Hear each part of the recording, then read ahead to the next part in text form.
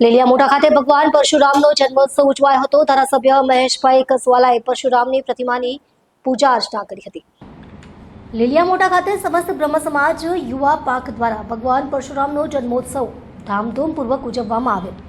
આ તકે ધારાસભ્ય મહેશભાઈ કસવાલા ખાસ ઉપસ્થિત રહ્યા હતા અને ભીડભંજન ખાતેથી બાઇક રેલીનો પ્રારંભ કરવામાં આવેલ। વડવાડા હનુમાનજી મંદિર ખાતે ભગવાન પરશુરામની પ્રતિમાની પૂજા અર્ચના કરવામાં આવેલ।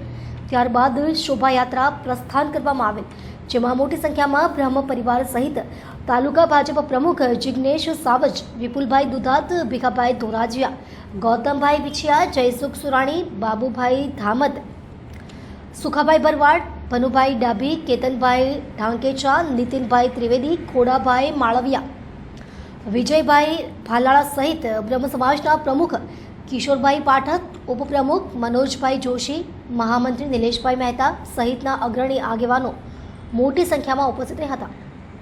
સમગ્ર કાર્યક્રમને સફળ બનાવવા જયેશભાઈ મહેતા સહિતના યુવાનોએ ભારે જહેમત ઉઠાવી હતી અને શોભાયાત્રા ગાયત્રી મંદિરે પહોંચી હતી અને સમાજ ઉપયોગી પ્રવચનો કરવામાં આવેલ હતા।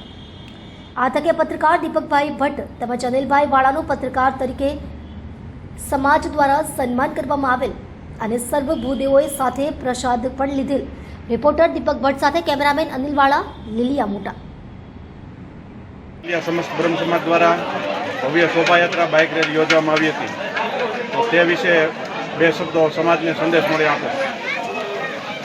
આપણા બ્રહ્મ સમાજના ઈષ્ટદેવ અજર અમર અજન્મા ભગવાન પરશુરામજી આજથી 5000 પહેલાં અને એમનો આજે અક્ષય તૃતીયા દિવસે જન્મોત્સવ ઉજવવાનો સમસ્ત બ્રહ્મ સમાજ લીલિયા દ્વારા કાર્યક્રમ કરવામાં આવેલો અને આ કાર્યક્રમમાં બાઇક રેલી પછી બહેનો ભાઈઓના રાસ ગરબા, આ બધા જ કાર્યક્રમો સાથે અત્યારે ગાયત્રી મંદિરે બધા પહોંચ્યા છીએ અને ગાયત્રી મંદિરે બધા જ બ્રહ્મ પરિવારના મિત્રો સાથે ભોજન લઈશું। આપણા ઈષ્ટદેવ 21 વખત નિક્ષત્રિય પૃથ્વી કરી છે અને એ પૃથ્વી 21 વખત કર્યા પછી એમણે પરત આપી દીધી છે। તેઓ પાસે ક્રોધ પણ હતો અને એટલો જ ન્યાય પણ, ન્યાયના દેવતા પણ પરશુરામજીને કહેવાય છે। સમાજને એટલો સંદેશ મારે આપવો છે કે જ્યારે ઈષ્ટદેવ આપણા આટલા ક્રોધાયમાન પણ હોય અને ન્યાયના દેવતા હોય ત્યારે આપણે એમના દીકરા છીએ। આપણે